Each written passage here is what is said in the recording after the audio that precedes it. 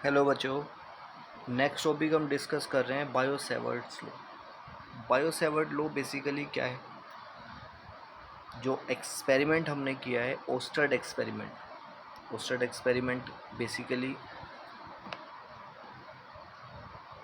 एक magnetic field around a current carrying conductor. Suppose हमारे पास एक वायर है और वायर में करंट फ्लो कर रहा है आई। इसके चारों तरफ जो मैग्नेटिक फील्ड है उसको फाइंड आउट करने के लिए ओस्टर्ड एक्सपेरिमेंट हमने किया है। तो हमारे पास दो चीज़ें हैं यहाँ पर। एक तो करंट कैरिंग कंडक्टर है जिसकी लेंथ L है और इसमें करंट फ्लो कर रहा है I। तो ओस्टर्ड एक्सपेरिमेंट ने आपको यही बताया था कि current carrying conductor produces a magnetic field around the current carrying conductor. तो हमने एज्यूम कर लिया था कि जो फील्ड उसके चारों तरफ है वो डिफरेंट सेगमेंट्स में है। तो आप देख रहे हो ये डिफरेंट सेगमेंट्स में कंडक्टर के, जिसको बोला है हमने current element DL। Current element DL, that is the current element. और आप देखेंगे जो करंट एलिमेंट है DL वो I के पैरेलल है, क्योंकि बेसिकली जो I है वो किससे फ्लो कर रहा है? L लेंथ के कंडक्टर से फ्लो कर रहा है, जिसको हमने बोला है करंट एलिमेंट DL। राइट, इस पे वेक्टर लगाया गया है क्योंकि इसकी डायरेक्शन है। तो हम स्टार्ट करते हैं इसको। स्टेटमेंट में क्या बोला गया कि आप एक करंट कैरिंग एलिमेंट ले लीजिए DL। एक वायर आपने लिया है, आप डायग्राम में देखिए, आपने एक वायर लिया है जिसकी लेंथ है L और यहाँ पे आपने एक चूज़ करा है करंट एलिमेंट DL। सिर्फ इस पर्टिकुलर एरिया को चूज़ किया और इसके चारों तरफ मैग्नेटिक फील्ड है। और ये जो मैग्नेटिक फील्ड है ये डिफरेंट सेगमेंट में है, इसलिए वो क्या हो रही है? चेंज हो रही है। तो अगर आप करंट एलिमेंट को चेंज कर रहे हो तो DB जो मैग्नेटिक फील्ड है वो भी चेंज होगी, क्योंकि सेगमेंट आप चेंज कर रहे हो। सपोज़ आपने यहाँ से यहाँ लिया तो कुछ पर्टिकुलर मैग्नेटिक फील्ड होगी, आपने पूरा ही लिया तो कुछ और हो जाएगी, मैग्नेटिक फील्ड लाइंस बढ़ जाएगी। तो यहाँ पे जो मैग्नेटिक फील्ड लाइंस है उसको DB से डिनोट किया गया। इसके ऊपर भी वेक्टर लगा हुआ है क्योंकि इसकी भी डायरेक्शन है। और जो मैग्नेटिक फील्ड है इस वायर के चारों तरफ, उसको हमने रिप्रेजेंट करा है P पॉइंट पर, दैट इज़ क्रॉस, एनसर्कल करके क्रॉस किया है।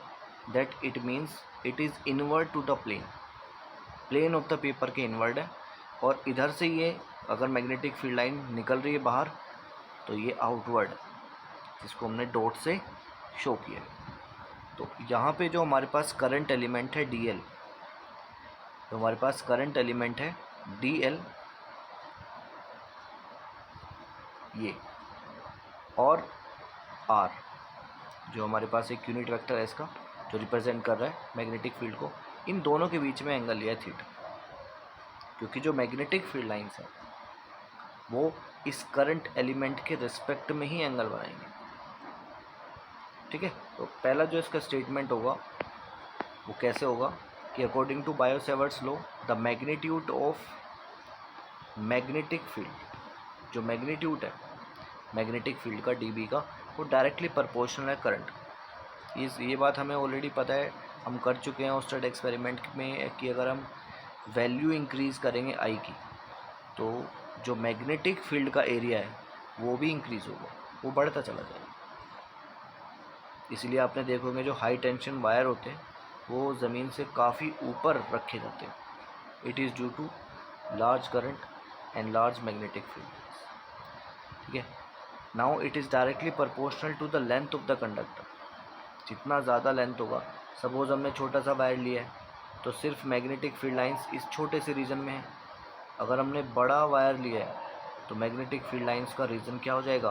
बढ़ जाएगा। तो इसलिए जितना लेंथ में चेंज होगा उतना मैग्नेटिक फील्ड में चेंज होगा। And it is directly proportional to sine theta. अब बात करते हैं साइन थीटा। साइन थीटा क्यों यूज़ कर रहे हैं? क्योंकि हमारे पास 6 ट्रिग्नोमेट्रिक रेशियोज़ हैं, उनमें से हम किसी को यूज़ नहीं कर रहे हैं, हम सिर्फ साइन थीटा को यूज़ कर रहे हैं। साइन थीटा को हम इसलिए यूज़ कर रहे हैं क्योंकि जो मैग्नेटिक फील्ड लाइंस है इस करंट कैरिंग कंडक्टर के ऑलवेज परपेंडिकुलर होंगी। Magnetic field lines are always perpendicular to the current carrying conductor. तो इट मीन्स कि जो करंट एलिमेंट है DL और जो करंट है I, इन दोनों के बीच में क्या होगा, क्रॉस होगा, या फिर जो हमारे पास मैग्नेटिक फील्ड है उसमें क्रॉस होगा। तो क्रॉस प्रोडक्ट का हम यहाँ पे यूज़ करेंगे। क्रॉस प्रोडक्ट का यूज़ कर रहे हैं तो इट मीन्स कि यहाँ पे दो कंपोनेंट आपस में 90 डिग्री होंगे, और 90 डिग्री होंगे तो उसके लिए मैक्सिमम वैल्यू एक जनरेट करने के लिए भी हम साइन थीटा का क्या कर रहे हैं, यूज़ कर रहे हैं। तो DB is directly proportional to sine theta. DB directly proportional है किसके, साइन थीटा के, क्योंकि करंट एलिमेंट DL के मैग्नेटिक फील्ड लाइंस कैसी हैं, परपेंडिकुलर।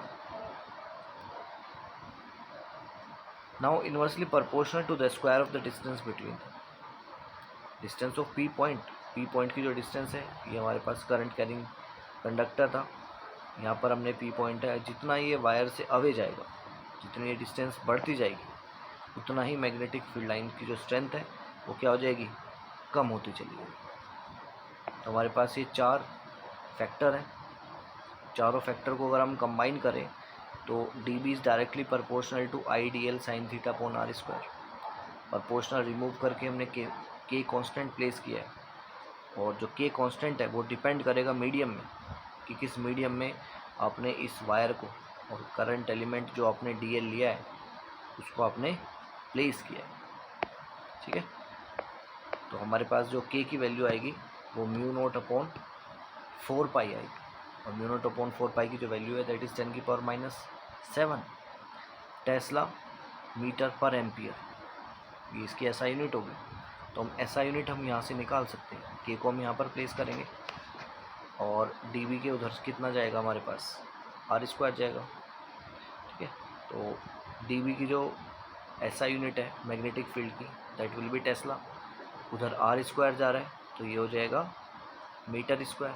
डिवाइड में क्या जा रहा है, एक तो करंट जा रहा है, एक DL जा रहा है। ठीक है, करंट को हम क्या बोलेंगे, एम्पियर, और जो DL है वो जो डिवाइड में जा रहा है वो हो जाएगा मीटर। तो इससे ये कैंसिल आउट हो जाएगा, तो हमारे पास जो SI यूनिट बचेगी वो क्या होगी, टेस्ला मीटर पर ampere is the SI unit of K। ये K की SI यूनिट हो जाएगी, और जिसको हम बोल सकते हैं वेबर पर मीटर पर एम्पियर, ये भी इसकी SI यूनिट है। और ये जो म्यू नोट है ये परमेबिलिटी है किसकी, फ्री स्पेस, ये कहाँ पर आपने इसको प्लेस किया। तो फाइनल एक्सप्रेशन हमारे पास ये आ जाएगा म्यू नोट अपॉन 4 पाई IDL साइन थीटा। ठीक है, अब इट कैन ऑल्सो भी रिटर्न एज, इसको आप इस तरीके से भी लिख सकते हैं। ऐसा क्यों लिख रहे हैं, क्योंकि ये तो हमारे पास स्केलर फॉर्म हुई इसकी, अब इसकी वेक्टर फॉर्म हमें देखनी पड़ेगी, और वेक्टर फॉर्म के लिए जो हमारे पास स्मॉल DL हमने लिया था और जो R है उनके बीच में हमने एंगल को रिप्रेजेंट किया। तो यहाँ पे हम क्रॉस प्रोडक्ट लगाएंगे किसके बीच में, R और DL के बीच में, क्योंकि ये जो R हमारे पास जो डिस्टेंस है और जो यूनिट वेक्टर है ये किसको रिप्रेजेंट कर रहा है, मैग्नेटिक फील्ड को रिप्रेजेंट कर रहा है, that is inward magnetic field को रिप्रेजेंट कर रहे हैं। तो उन दोनों के बीच में एंगल थीटा था, तो इसलिए हम एक क्रॉस प्रोडक्ट बनाएंगे किसके बीच में, DL और R के बीच में, और क्रॉस प्रोडक्ट के लिए हम यूज़ करेंगे sine theta. We are going to use sine theta. तो अब हमारे पास I जो है वो एक कांस्टेंट वैल्यू है, तो हमारे पास जो फॉर्मूला था वो IDL था, बट I हमारे पास एक कांस्टेंट वैल्यू है जो कंडक्टर में फ़्लो कर रही है। क्रॉस प्रोडक्ट लगाने के लिए हमें एक तो हमें DL मिल गया, एक और क्वांटिटी हमें चाहिए, तभी तो हम क्रॉस प्रोडक्ट लगा सकते हैं। तो उस क्वांटिटी को हमने क्या करा है, R से ऊपर नीचे मल्टीप्लाई करा, तो हमारे पास एक और क्वांटिटी आ गई R, तो इसलिए हमने DL क्रॉस R कर दिया, और दोनों पे क्या लगा दिया है, वेक्टर, और नीचे कितना हो गया R3, क्योंकि R से ऊपर नीचे मल्टीप्लाई कर। ठीक है, तो डायरेक्शन जो है मैग्नेटिक फील्ड की वो परपेंडिकुलर टू द प्लेन हो गई, और प्लेन पर क्या चीज़ लाई कर रही है, प्लेन पर क्या चीज़ लाई कर रही है, जो आपने DL लिया था और जो आपने R लिया, ये दोनों के दोनों प्लेन पर है, उसके ये परपेंडिकुलर, कौन, मैग्नेटिक फील्ड। तो हमारे पास जो इक्वेशन होगी वो हमारे पास ये आ जाएगी, that is D B equals to mu naught I upon 4 pi DL cross R upon R cube.